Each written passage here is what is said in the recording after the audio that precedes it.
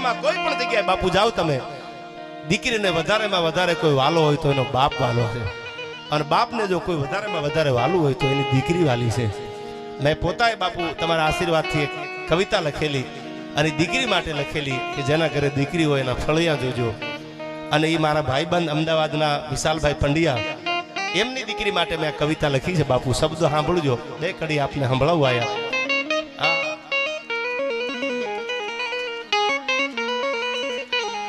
કે મારું આંગણું શોભે છે એના હેતથી રેલો. મારું આંગણું શોભે છે એના હેતથી રેલો. અને જાણે ખીલ્યો કાય તુલસી કેરો છોડ, જાણે ખીલ્યો ઘરે તુલસી કેરો છોડ, જો મોગા મૂલી છે મારી લાડલી રેલો.